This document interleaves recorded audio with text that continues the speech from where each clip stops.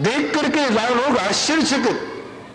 पूरी 24 को इस ढंग से जमीन में जमाया, बालू को बीच में भर दिया, सैकड़ों वर्षों से पड़ी रही जमीन में कुछ भी नहीं मिला।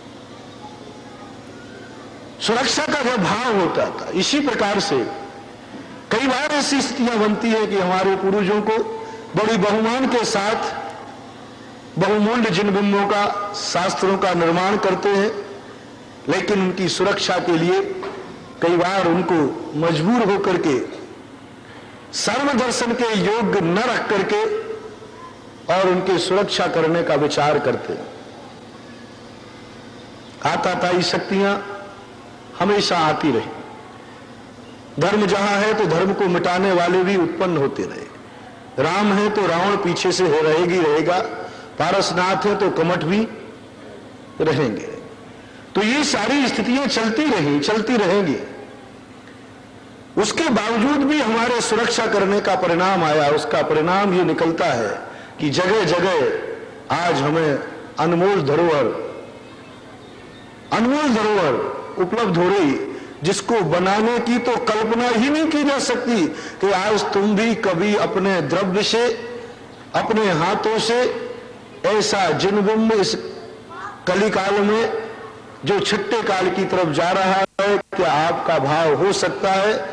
कल्पना कम है, लेकिन निषेध नहीं करूंगा, कोई निकल आता है, लेकिन बड़ा असंभव जैसा लगता है।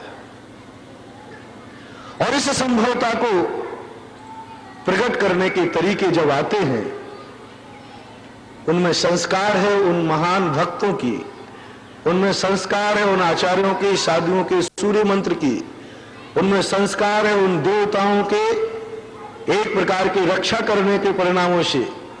जब वे देवता या उन प्रतिमाओं का भक्त की श्रद्धा या गुरुओं के सूर्य मंत्र जब ये एहसास करने लग जाते हैं कि अब हमारी सुरक्षा पर कोई विकल्प नहीं है और हमारे लिए अब बाहर आना चाहिए, इन बिंबों का दर्शन भी मनुष्यों को होना चाहिए, अलौकिक बिंबों का, उस समय देवता या कोई भी प्राकृतिक शक्तियां किसी विशुद्ध मन वाले के पास जाकर के उनको प्रेरित करती, उनको संप्रेषित करती, उनकी भावनाओं में ऐसे भाव पैदा करती हैं, कभी जागृत अवस्था में और कभी स्वप्न अवस्था में। सन 1933 में सांगानेर के अंदर पूज्य आचार्य शांति सागर महाराज जब गए तो वहां लोगों ने कहा कि महाराज यहां गुफा है, गुफाओं में प्रतिमाएं हमारे पूर्वज कहा करते थे।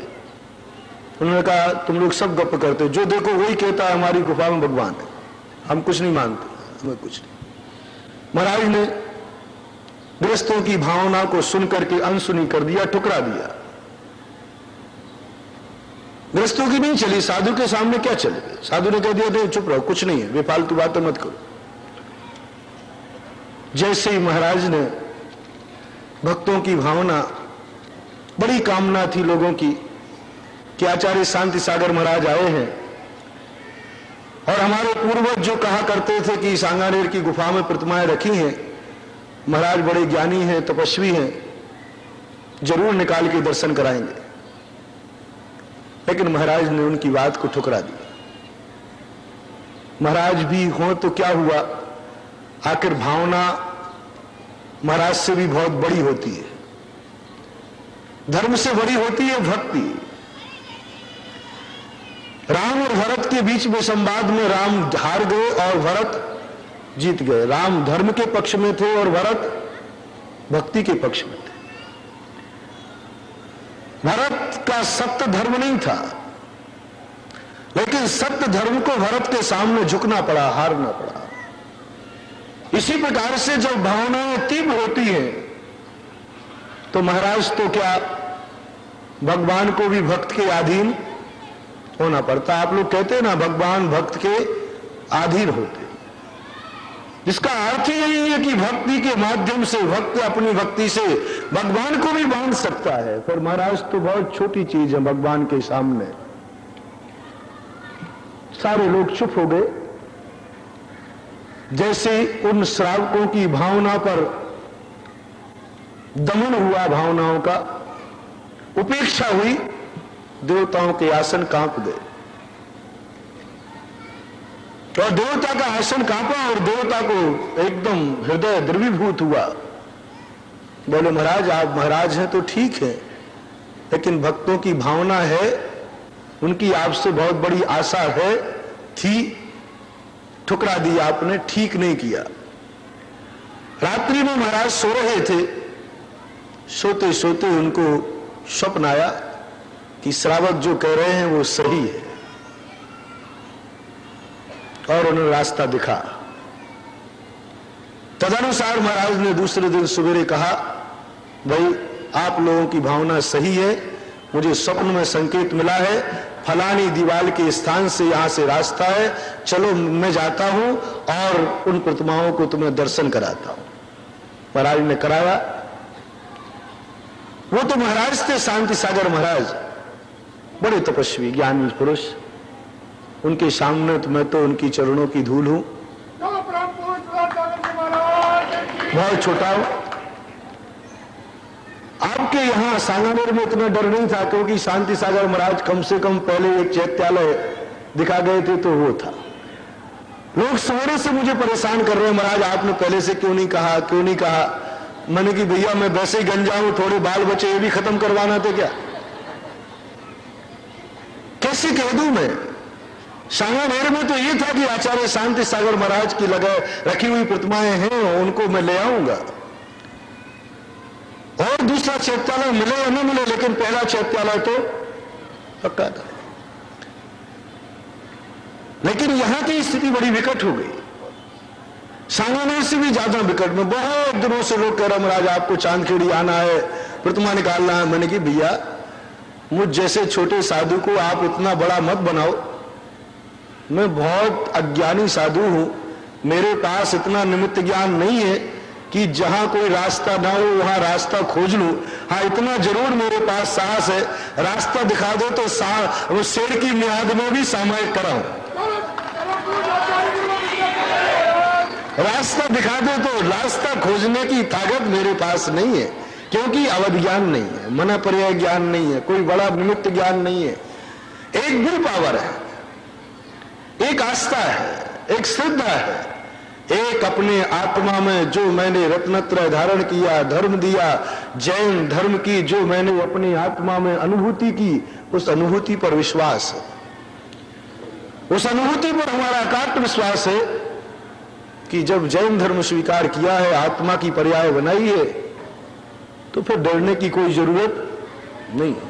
जब धर्म आत्मा की पर्याय बन जाए तो फिर उसको डरने की कहीं जरूरत नहीं होती, कहीं भेज दीजिए, किसका डर। धर्म तो मैंने आत्मा की पर्याय बनाया है, इतना लेकर के चलता हो। मार्क्स सुदी 11 बड़ी दुविधा में था मैं, सुनते आए थे, आप लोग कहते, कई बार संघ में भी चर्चा हुई। मैंने कि भैया मैं साहस नहीं कर सकता, मेरे पास इतनी हिम्मत नहीं है रिस्क ले लूं, और बिना घोषणा किए गया नीचे और नहीं निकली तो फिर क्या होगा, वो तो बताओ, गड़बड़ मामला हो जाएगा। मैंने कि भैया मैं कुछ नहीं कर सकता। 1-1.5 महीने सब लोग कहे महाराज आप मंदिर में गए थे, कुछ दिखा। हम मंदिर को और कोटा वाले तो आप महाराज 1 हफ्ता निकल गया कुछ। मैंने कि भैया मैंने अभी ध्यान ही नहीं किया, और ध्यान करके मैं ये रिस्क उठाना नहीं चाहता। इस दुविधा में मैं था, संदेह में था, और वस्तुतः मैंने सोच लिया था कि ये गलती अपन को नहीं करना है, रिस्क नहीं उठाना। माघ सुदी 11 का दिन है, रात्रि के ठीक 3 बजे मेरी आंख खुली, सामने घड़ी टंगी थी, देखी 3 बज रहा।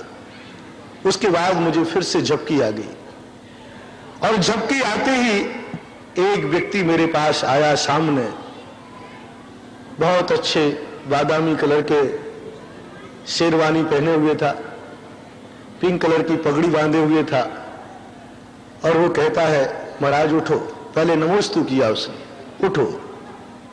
तो मैं बैठ गया, उठ गया, स्वप्न में ही बैठ गया। बैठने के बाद उसने कहा चलो। तो मैंने कि मैं कहां चलूं, मैं साधु हूं, रात में कहां चलूं? तो उसने जवाब दिया रात कहां है। मैंने कहा रात कहां है? देखा तो सही में रात थी ही नहीं। चल दिया, वो आगे आगे, मैं पीछे पीछे चलता गया। आदिनाथ मंदिर में ले गया। बाहुबली की एक बाजू में उसने एक प्रतिमा की आसन के पास चाबी लगाई और किवाड़ खुल गया।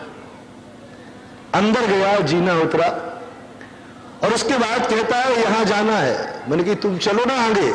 बोले बस ठीक है, आपकी दुविधा मिटाना थी, अब मैं जा रहा हूं, बाद में आऊंगा। इतना कह के चला गया। सवेरे उठा, मैंने छुल्लकों को यह स्वप्न सुनाया कि आज ऐसा स्वप्न आया, कुछ समझ में नहीं आ रहा है। दुविधा मिटा के चला गया, लेकिन दुविधा मिटी कहां, वो तो बीच में भाग गया, बीच में भाग गया। मैं उठा, ठीक 3:45 बज गए थे घड़ी में। सवेरे आचार्य भक्ति के समय हम लोगों ने चर्चा की, लेकिन एक बात पर विश्वास था। वो क्या कह गया था, फिर आऊंगा, अभी तो मात्र आपकी दुविधा मिटाना थी। भद्रबाहु संहिता के अनुसार स्वप्न का फल देखा कि 11 शुक्ला का स्वप्न कैसा होता है। तो उसमें लिखा पाया गया इसका फल विलंब से मिलता है, लेकिन मिलता जरूर है, विलंब से मिलता है। भद्रबाहु संहिता को देख लेना, शुक्ल पक्ष की 11 का स्वप्न विलंब से मिलता है। मैंने ये विलंब से मिलता है, तब तक तो मुझे बिहारी कर जाना है, यहां रुकना किसको है। लेकिन विलंब करते करते 1 महीना पूरा निकल गया।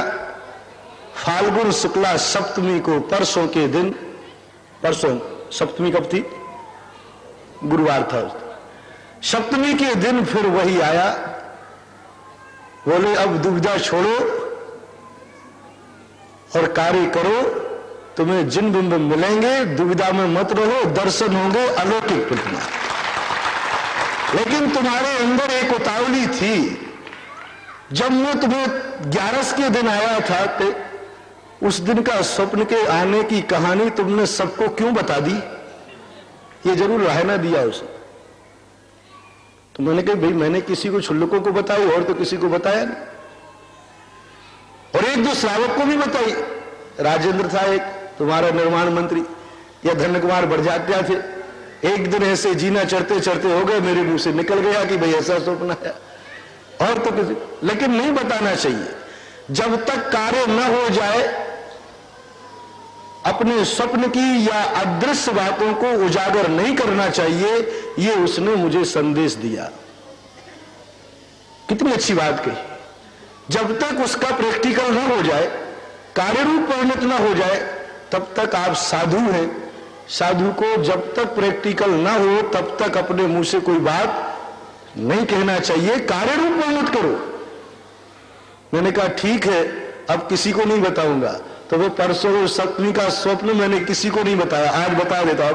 अब डर काहेगा है, अब तो मामला सब ठीक ठाक हो गया। और कहा उसने ये अमूल्य धरोहर है, अमूल्य निधि है, जिनके तुम दर्शन करोगे, कराओगे, इनका संरक्षण, इनका बहुमान, बहुत दिनों से इनको मैं अपने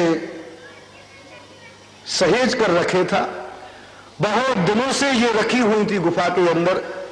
आज ये संपत्ति, आज ये जिनबिंब अलौकिक आपके लिए सौंपता हूं। आप इनका जो भी दर्शन कराना चाहें, करना चाहें, करें। आज तक ये किसी को नहीं सौंपे। बहुत लोग आए, बहुत साधु आचार्य आए, लेकिन मैंने ये किसी को भी नहीं सौंपे। मेरा मन आपको सौंपने का हुआ, इसलिए आप निडर होकर के जाओ और प्रतिमाओं के दर्शन करो और कराओ। इतना विश्वास के बावजूद भी